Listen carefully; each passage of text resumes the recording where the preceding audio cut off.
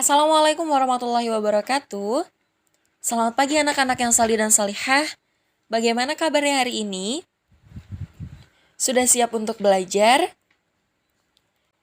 Baik, hari ini kita akan belajar tema 2, membudayakan selalu berhemat energi. Subtema 3, mengenal gaya dan gerak.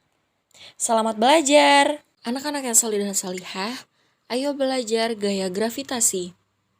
Gaya gravitasi adalah gaya yang diakibatkan oleh gaya tarik bumi terhadap segala benda di permukaan bumi. Adanya gaya gravitasi menyebabkan benda tetap berdiri di atas permukaan bumi dan tidak melayang-layang di udara. Gaya gravitasi membuat segala benda yang mempunyai berat arah jatuhnya ke bawah. Contohnya, yang pertama, saat kita berjalan menapak tanah. Yang kedua, batu yang dilempar ke atas akan jatuh ke bawah. Dan yang ketiga, bola yang melambung tinggi akan kembali ke tanah. Anak-anak yang salih dan salihah, ayo belajar membuat parasut mainan. Arah gaya gravitasi pada suatu benda selalu ke bawah. Besarnya gaya gravitasi pada suatu benda dipengaruhi oleh ketinggian dan benda-benda. Kali ini kita akan membuat karya untuk menerapkan gaya gravitasi. Kita akan membuat parasut mainan.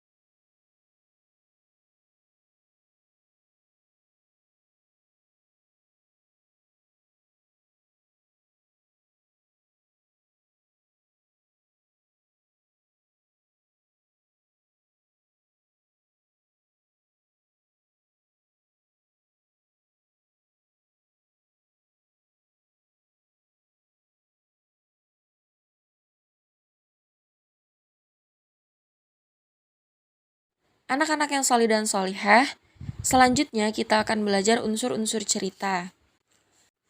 Ayo kita bahas unsur intrinsik cerita. Di dalam unsur intrinsik cerita, ada tema. Tema adalah gagasan, ide, atau pikiran utama yang mendasari suatu cerita. Singkatnya, tema adalah sesuatu yang menjadi dasar cerita, sesuatu yang menjiwai cerita, atau sesuatu yang menjadi pokok masalah dalam cerita. Tema merupakan jiwa dari seluruh bagian cerita. Oleh karena itu, tema menjadi dasar pengembangan seluruh cerita. Tema ada yang dinyatakan secara eksplisit atau disebutkan, dan ada pula yang dinyatakan secara implisit atau tanpa disebutkan tetapi dipahami. Yang kedua yaitu tokoh dan penokohan. Tokoh adalah orang yang mengalami peristiwa-peristiwa dalam berbagai peristiwa cerita. Pada umumnya, tokoh berwujud manusia, namun tokoh ada pula berwujud hewan atau benda yang dimanusiakan. Nah, berdasarkan sifatnya, tokoh dapat dibedakan menjadi 3, yaitu tokoh protagonis, yaitu tokoh yang membawakan perwatakan positif atau menyampaikan nilai-nilai positif. Kemudian ada tokoh antagonis, yaitu tokoh yang membawakan perwatakan yang bertentangan dengan protagonis atau menyampaikan nilai-nilai negatif. Dan yang terakhir, tokoh tritagonis. Tokoh tritagonis yaitu tokoh penengah. Dan berdasarkan fungsinya, Tokoh dalam cerita dapat dibedakan menjadi dua, yaitu tokoh sentral dan tokoh bawahan. Tokoh sentral yaitu tokoh yang memegang peran utama, kemudian tokoh bawahan yaitu tokoh yang tidak sentral kedudukannya di dalam cerita, tetapi kehadirannya sangat diperlukan untuk menunjang atau mendukung tokoh utama. Nah, penokohan adalah penyajian watak dan pencitraan tokoh. Ada beberapa metode penokohan antara lain sebagai berikut. Yang pertama, metode analisis atau langsung, yaitu pengarang memaparkan watak tokoh dan memberikan komentar tentang watak tersebut. Lalu, metode dramatik atau tidak langsung, yaitu watak tokoh didapatkan dengan menyimpulkan dari pikiran, percakapan, dan kelakuan tokoh yang disajikan oleh pengarang. Berikutnya yang akan kita bahas yaitu alur. Alur adalah rangkaian peristiwa dalam cerita yang dijalin dalam hubungan sebab akibat. Alur dapat dibedakan menjadi beberapa jenis, antara lain sebagai berikut. Yang pertama, berdasarkan urutan peristiwanya. Alur maju atau normal, kemudian ada alur mundur atau sorot balik, dan yang terakhir alur maju, mundur atau campuran. Untuk berdasarkan kuantitas alurnya, ada alur tunggal dan alur ganda. Berdasarkan kualitas kepaduannya, ada alur erat atau rapat, kemudian alur longgar atau renggang. Alur meliputi beberapa tahap, yaitu yang pertama pengantar, merupakan bagian cerita atau lukisan, waktu, tempat, atau kejadian yang merupakan awal cerita. Kemudian ada penampilan masalah, yaitu bagian yang menceritakan masalah yang dihadapi oleh pelaku cerita. Puncak ketegangan atau klimaks, yaitu masalah dalam cerita sudah sangat gawat, konfliknya telah memuncak. Ketegangan menurun atau anti klimaks adalah masalah telah berangsur-angsur dapat diatasi dan kekhawatiran mulai hilang. Yang kelima atau yang terakhir, penyelesaian atau resolusi, yaitu masalah telah dapat diatasi atau diselesaikan. Yang keempat yaitu latar. Latar adalah segala keterangan, petunjuk, pengacuan yang berkaitan dengan waktu, ruang, suasana, dan situasi terjadinya peristiwa dalam cerita. Latar dapat dibedakan sebagai berikut. Yang pertama yaitu latar tempat, mengacu pada lokasi terjadinya peristiwa yang diceritakan dalam sebuah cerita. Yang kedua yaitu latar waktu, berhubungan dengan masalah kapan terjadinya peristiwa-peristiwa yang diceritakan dalam sebuah cerita. Berikutnya yaitu latar suasana, yaitu penjelasan mengenai suasana pada saat peristiwa terjadi. Latar suasana dapat berupa suasana menegangkan, lucu, bahagia, sedih, haru, ataupun duka.